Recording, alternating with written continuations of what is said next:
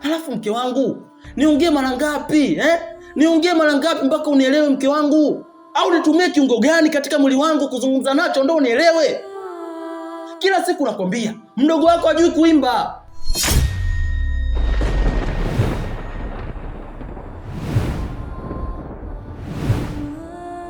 Yaani hata umchukue Bubu umweke hapa, umchukue Shaba umweke hapa, washindane kuimba, bado Bubu ataibuka kuwa mshindi.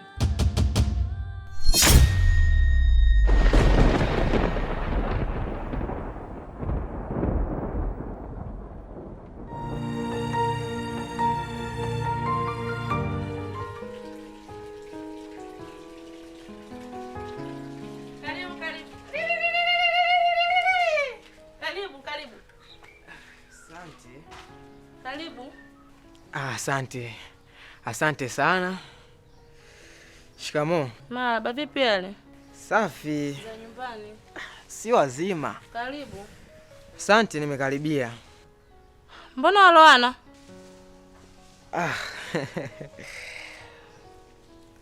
Kweli nimeloana, ila naona hali ya hewa tofauti nilikotoka na huko kuna utofauti. Huko nilikotoka kuna mvua mamangu. Imepiga mvua, imechapa mvua. Na kwa vile kama unavyonijua, yani nikasema hii mvua, acha mvua inipige, sijifichi.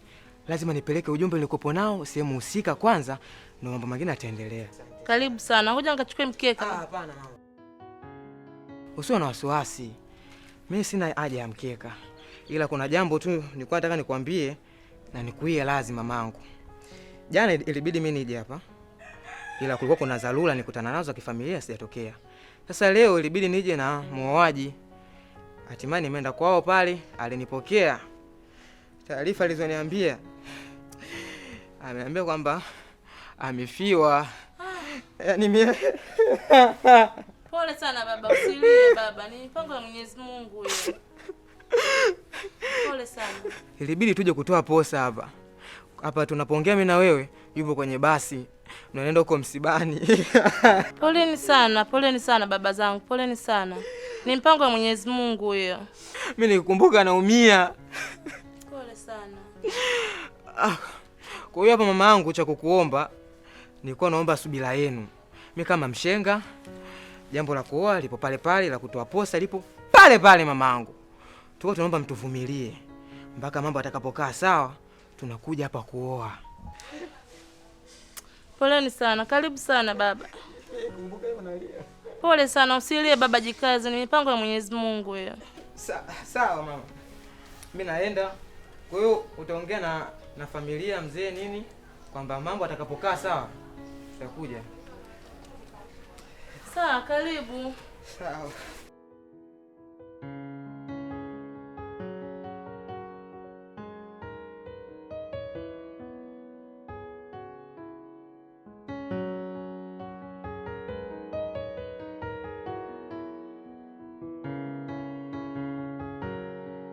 Nakusikiza.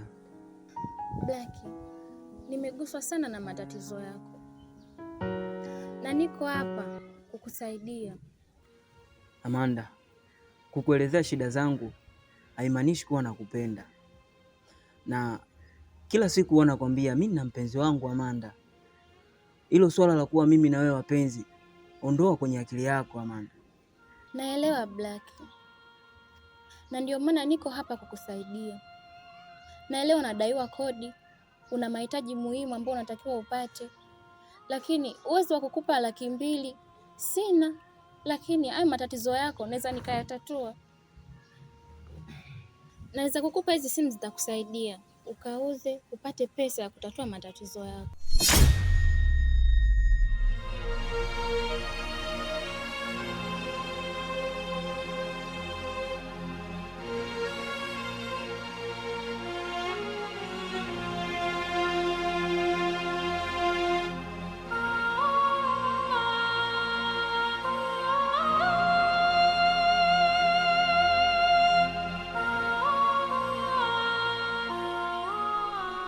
Mimi nimekuelewa bwana Mchopa.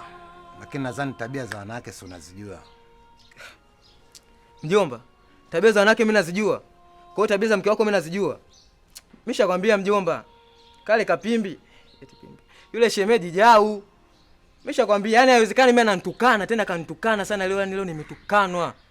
Amenichamba. Akaona riziki kanimwagia na maji. Kanishushua mimi mtusi hiyo.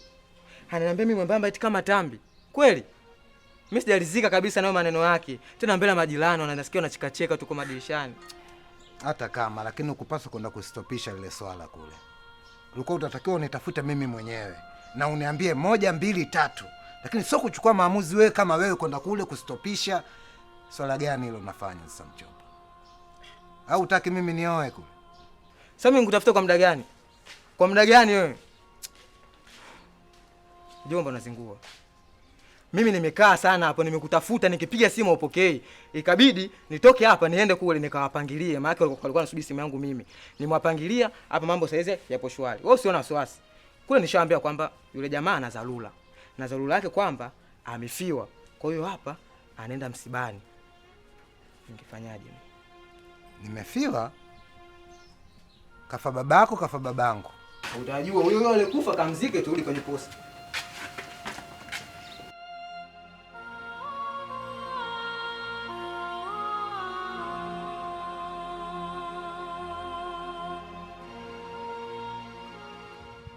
Vipi? Sijazoea kukuona ukiwa hivi.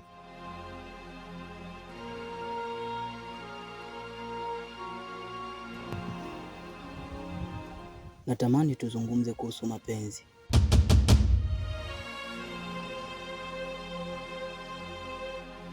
Kwa njia ya muziki? Hapana. Kwa njia ya hisia ambazo zimekuwa zikiwatesa watu wengi na mimi nikiwemo.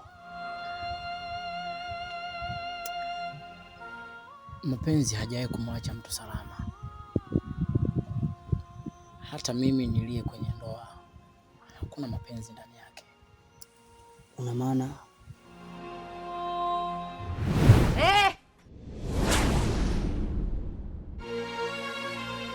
Unaenda wapi saizi? Yaani mke wangu unaniuliza mimi naenda wapi mwanaume? Upo serious kweli? Unapa kwenda? Wewe hauna pa kwenda zaidi kwenye miziki. Yaani wewe kukipambazuka tu haupo pote. Kwenye miziki kupiga kelele. Hivyo mwanaume utabadilika lini? Yaani kila nikijitahidi kukuelekeza, fanya kazi, achana na mziki. Wewe uwezi ukawa msanii. Kwanza kuvaa kwenye ujui, muonekano wewe huna, mwangalia alivyokuwa mweusi. Yaani mweusi yani wewe unafanana na wale nyani wa makumbusho. Na mtoto nikimzaa sio atafanana na nani? Yaani najuta kuzaa na wewe na jinsi ninavyokuchukia. Yaani nakuchukia.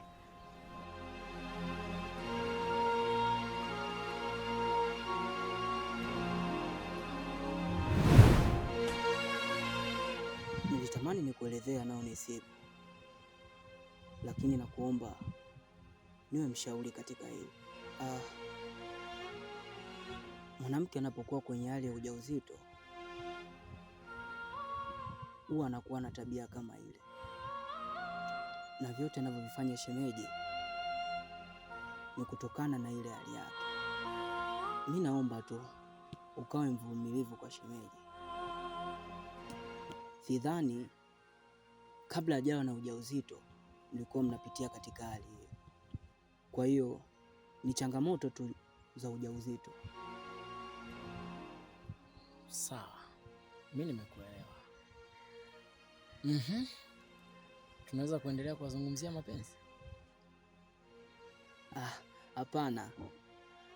Ila zingatia tu ushauri wangu kwamba ni hali tu ya ujauzito, lakini akijifungua mambo yote yatakuwa sawa tu ndugu yangu. Okay. Mimi nashukuru sana.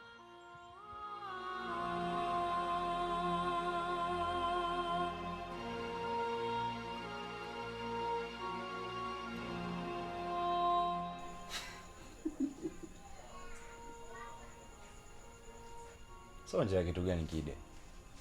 Basi unafurahi mwenyewe unacheka tunaenjoy nini? Amna, cheka mazuri. Nacheka kidali kama jinsi ulivyokalishwa na mtoto mdogo. Kakuibia hadi simu rafiki yangu. Yaani mwanangu ngoja nikwambie. Yaani mpaka nilipo kwenye ile simu walikuwa tu kama 7 tu. Pigana sana, migumi mingi, watu wameumia. Mpaka umechukua ile simu. Wewe unichukuliaje mwanangu? Hiyo jambo mjomba. Hiyo ushaibiwa. Awe mtu mmoja, mtu wawili ushaibiwa. Hiyo imeenda hiyo mjomba. Yule pale mchumba tu.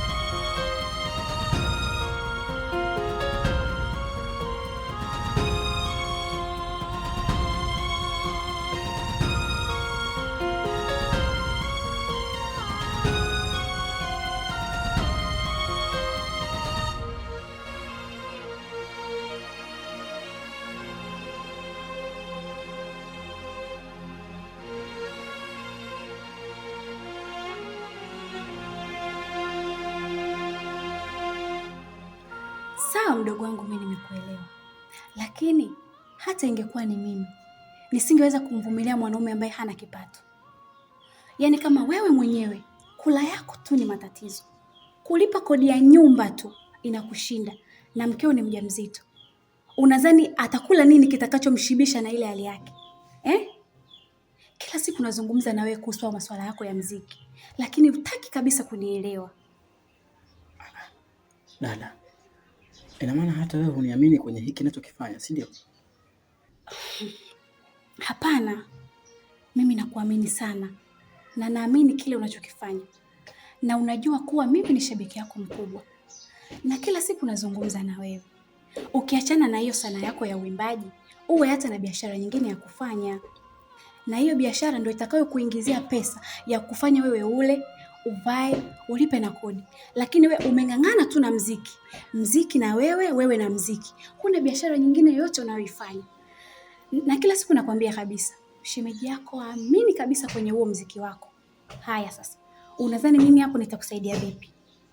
Sawa dada, mimi najua kabisa shemeji hasapoti wala haamini hiki ninachokifanya, lakini mimi siamini kama wewe huamini hiki ninachokifanya mimi dada.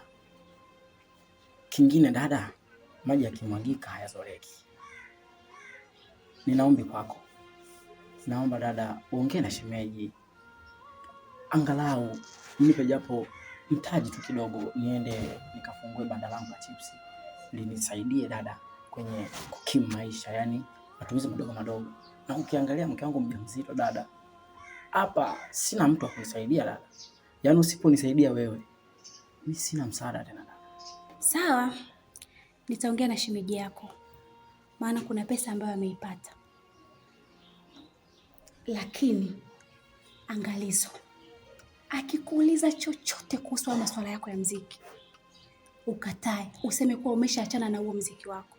Usipofanya hivyo, nitakosa jinsi ya kukusaidia. Na hata hivyo nafanya tu tena, ndo sina jinsi, kwa sababu ukubwa jalala. Ndo dada yako, sina jinsi. Sasa namsusia nani? Damu nzito kuliko maji, na kisu kimeshagonga kwenye mfupa. Dada asante, na nikondoe wasiwasi. Yaani kwa hili simwambii yoyote na wala hatojua chochote. Nitafanya kama ulivyo niambia.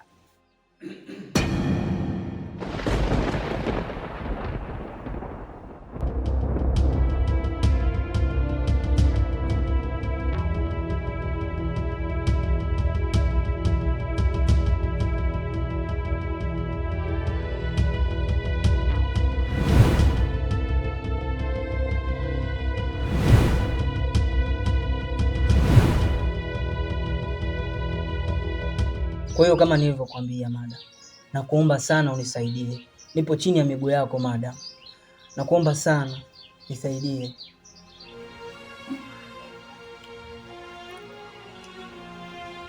Mimi nimekuelewa sana Mr. Black. Umesema unataka msaada.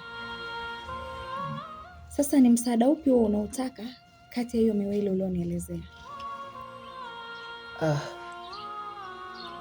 Kama nilivyotangulia kusema hapo awali kwamba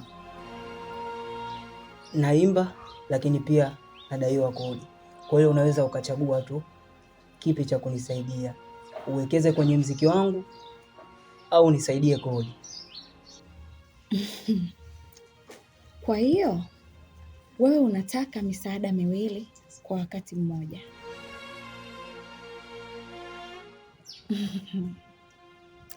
Okay. Umeniambia unaimba? Embu imba nisikie. Okay, sawa.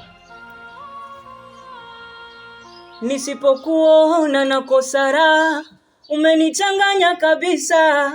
Una ngozi soft, mtoto unang'aa. Nitakung'ang'ania, nitakuganda milele niwe nawe. Visokoro kwinyo watashangaa. Ukweli umeniweza, kwako mimi siwezi kujikweza mama, wanituliza kifimbo cheza.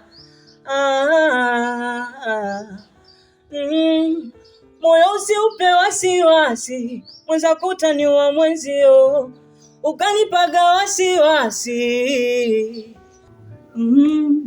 Basi usinipe wasiwasi, utaniumiza mwenzio, moyo kaupa wasiwasi. Tarara, la la la la.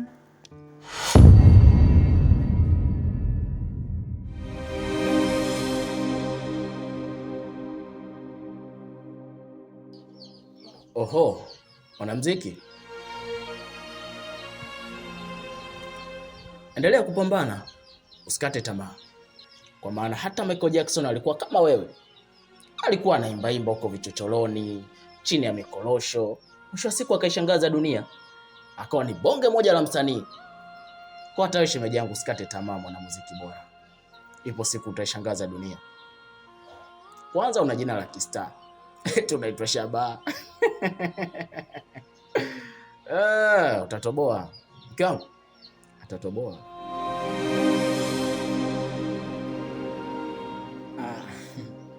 Shemeji, mimi masuala ya muziki nimeona tu niache, kwa sababu nimeangalia nina familia, alafu mke wangu mimi tayari ni mjamzito, hivi karibuni naenda kuitwa baba.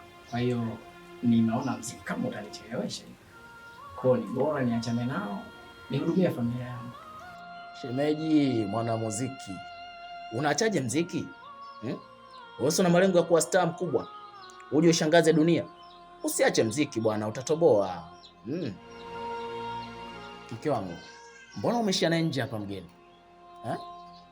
Huyu ni mwanamuziki bwana, na heshima yake huyu. Hapaswi kukaa hapa. Ungeingia naye sebreni, ungezungumza naye, akuimbie kidogo vikolasi vyake ambao havina maana. Shemeji, haina haja mimi ya kuingia ndani. Nilikuwa tu na ujumbe mfupi nimemwambia dada yangu hapa. Kwa najua atakufikishia. Kwa mimi haina haja ya kuingia ndani. Mimi niwaache. Mbaki sawa Sawa mdogo wangu, kwaheri.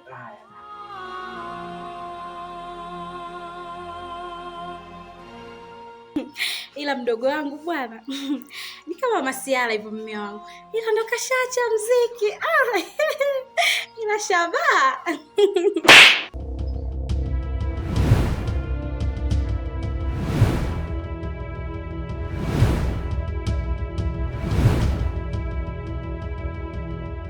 Unaimba vizuri sana.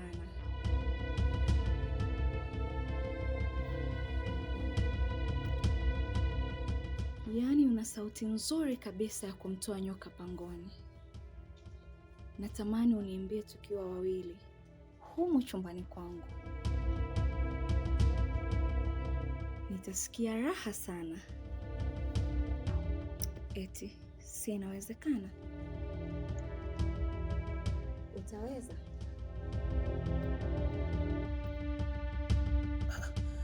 Kivipi madam? Mbona sijakuelewa?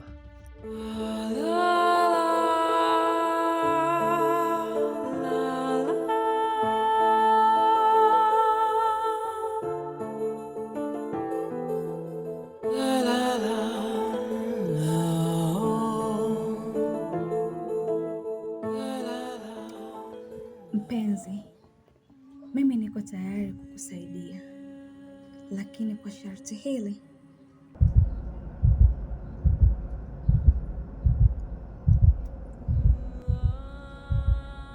Nataka ukaniambie chumbani kwangu, tukiwa hawa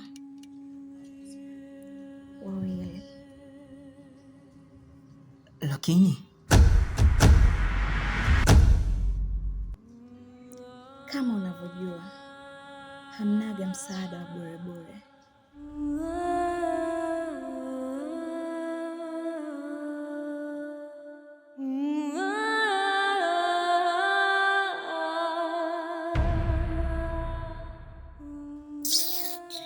Lakini mume wangu. Lakini nini?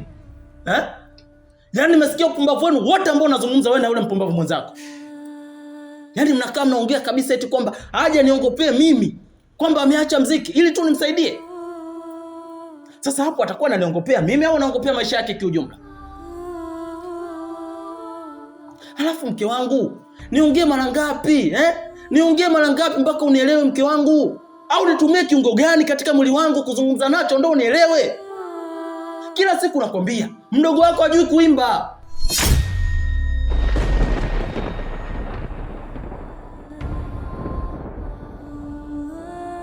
Yaani hata umchukue Bubu mweke hapa, umchukue Shabau mweke hapa, washindane kuimba, bado Bubu ataibuka kwa mshindi.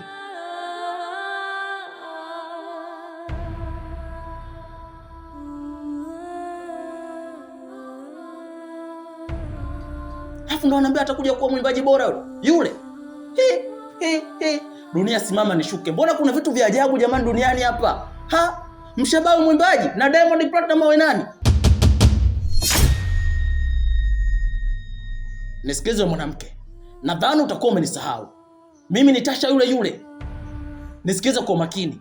Ikitokea hata siku moja ukathubutu kutoa pesa ambayo mimi nimetafuta kwa jasho langu na ukampatia yule mpumbavu mwenzako, I swear, wote mtaungana wawili kwenda kulima miogo huko nyumbani kwenu Kiamba Mkumbi.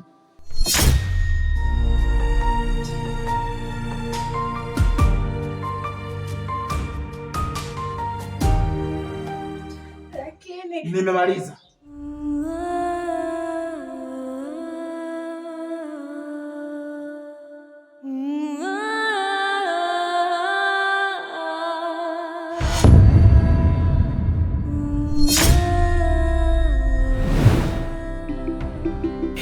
Kovu ponge jeraha, umivu na kosara, jaribu kufosi furaha, inanumiza kidomo machoni mwao, dosili nzito lonayo, kutendwa na tendwa, kuacha na shindwa, ndo inanumiza roho.